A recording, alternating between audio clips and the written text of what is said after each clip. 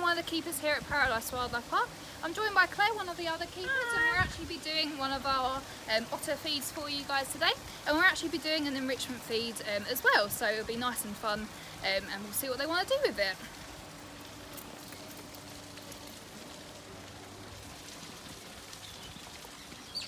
So thank you for everyone that's just tuning in right now. The otters are just here, and we're just about to put the enrichment in the pool. So don't forget that we are currently closed due to COVID-19. So any support would be greatly appreciated in the form of Facebook stars, which you can use as a donation, and also our Animal Support Fund on Facebook. And don't forget to share and tag anyone, as there are a lot of otter lovers out there. Cool. So what is this here? So what we've got is one of our keepers actually made this board. So it's got all these little clips on to actually hold their food in place. Today we've actually got a nice bit of crayfish for them. So what we're going to do, we're going to put it in the water, flip it upside down, and hopefully it will show you guys some natural behaviours that these guys would naturally do out in the wild. Awesome.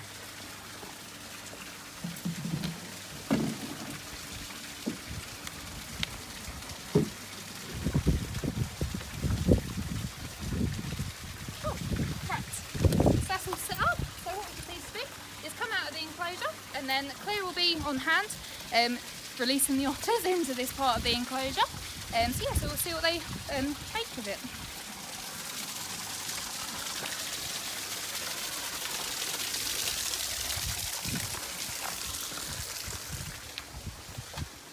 So for anyone that has just tuned in, we're just about to go live with our otters here, our Asian Short-Clawed Otters at Paradise Wildlife Park. So Claire is about to go around the back and let them out into their main side.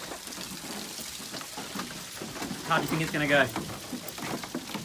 Hopefully it'll be alright. So these guys would naturally, obviously, hunt out in the water, so they should know what they're doing. So yeah, so hopefully Claire is just about to release them over to this side. Luckily the balls just come in front of the window, so hopefully we'll have a good view of what they do, and here they come. So we're actually joined by our 4 Asian Short-Clawed Otters that we have here at the moment. We do have 4 boys, and we have Dad, who's Cammy, and he's actually 16 years old, so he's a bit of an old boy. People normally ask where's Mum. She did sadly pass away many years ago. And with otters, they are actually monogamous, which means that they pair for life. So even if we did want to introduce another female to Cammy, chances are he would probably reject her. So just to save any of the hassle, we've just kept them as a small family group. With the sons, so the oldest one is Dougie, and he's actually 12 years old. Whereabouts is Dougie? The way you can tell him apart, he's the smallest out of the 4. So I believe he's the one, I can't really see that one in the water, but I believe he's this one just here. Next one is Snoopy. The way we can tell him apart, he's got little sticky out ears compared to the rest of them. And he's actually 10 years old. And then the youngest, but is also 10 years old, he actually turned 10 on Monday, is Whisper. Now the way you can tell him apart, if you see the white fur on their throat, he's actually got the whitest fur out of the lot of them. So that's a nice easy way that you guys can tell them apart. So like I said, we are feeding them a bit of crayfish. Now people normally think that these guys actually eat a lot of fish out in the wild, but it is only, the only sort of percentage of their diet of fish is actually about a third. They eat other animals, particularly other crustaceans, mollusks, and then also insects as well. And we do like to try and replicate that here in captivity as well. So with these guys, we do feed them a small amount of fish in the morning. We also feed them a lot of crustaceans, so things like crayfish, shore crabs, hermit crabs, and even things like shrimp and prawns as well. And we do like to also give them some insects as well, so we give them things like mealworms here at Paradise as well.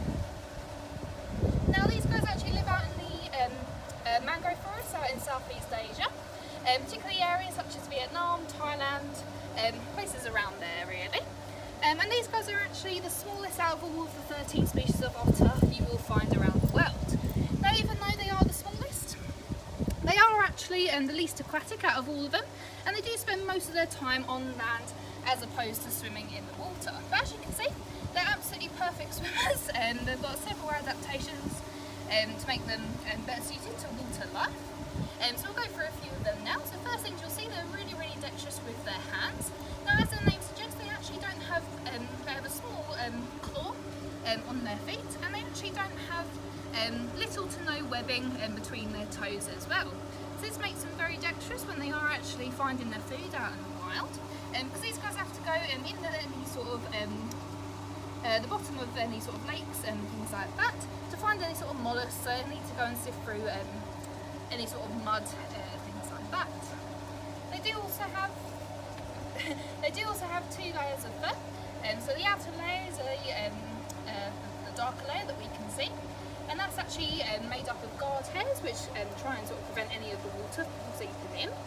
And then underneath, I don't know if you can see any of the fur sort of part in there, they do have a nice white fluffy layer, which allows them to stay nice and warm. So that allows them to stay warm when they're hunting. So if anyone's just tuned in right now, thank you very much. And if you'd like to support Paradise Wildlife Park and our live stream so far, then please feel free to donate some Facebook stars to us. Or alternatively, you can head to our animal support fundraiser on Facebook and donate there. So like I said, there's actually 13 species of otter found around the world. These guys are the smallest and they are actually classed as vulnerable. Now out of the 13 species, 12 out of the 13 are actually classed as vulnerable or endangered. Now it is quite sad. The only one that isn't is actually the North American river otter. So it just goes to show how many threats these guys are faced with out in the wild, that the majority of the species are actually coming close to extinction out in the wild, which is really sad. They are faced with a variety of threats. The first one's being anything to do with their habitat, so things like habitat destruction is a main one for these guys. But then also pollution as well. So if these guys do come into contact with any oils or any chemicals in the water, it can actually have an adverse reaction to their waterproof oils on their fur. So unfortunately, if they do come into contact with any oils or any chemicals, they won't actually be able to stay nice and warm when they're swimming, because it will have an adverse reaction to them oils on their fur. So it's quite sad that it gives them a little sort of problem when they're hunting. But then also being on their food sources as well. So if you have any oil or chemicals on their food, they then ingest it. Obviously it doesn't do good to their insides. So another thing that isn't good for them. But then also their habitat as well. So it's particularly in areas such as Asia. There actually is known for them to, for us humans to actually put shrimp and prawn farms out there. Now it is known that about 70% of them shrimp and prawns are actually brought back to the UK alone. So it is pretty much our own sort of eating and food habits that is directly impacting these guys out in the wild. But then they are also hunted for the fur trade and the illegal pet trade as well. So people will hunt them for their fur and take any young pups and sell them in the illegal pet trade.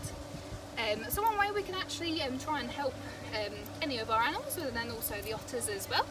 If you see any sort of videos or any pictures of any baby otters in obviously human environments, we do like to advise people not to like or share this, because this just promotes the illegal pet trade as well.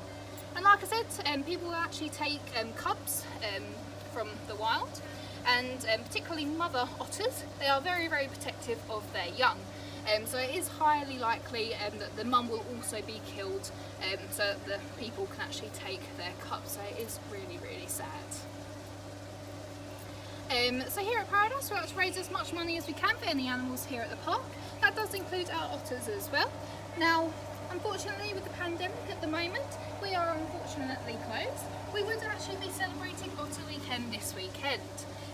The last few years we've raised a little under about £1,500 for a variety of different charities, some being the International Otter Survival Fund, and then also this year we're going to raise money for Save Vietnam's Wildlife, which not only helps the Asian Short-Clawed Otter but also other species as well. So sadly we won't be able to celebrate this year. And whereabouts are they heading to now? So if they've not got any interest in the board, that pretty much means all the food's gone. These guys are like little hoovers really. They do need to be fed several times a day. This is actually their third feed of the day. And that's because they've actually got quite a high metabolism. So basically they need to consume about 20% of their body weight every day in order to live, basically. So yeah, so they'll probably go and dry off. So they've got a dry side, which is full of bark and logs and things like that. What they'll do, they'll rub themselves on it to dry themselves, get any of the water off of their bodies. And after that, they'll probably go and have a nice nap, especially after being fed. So yeah, they'll probably have a good old nap.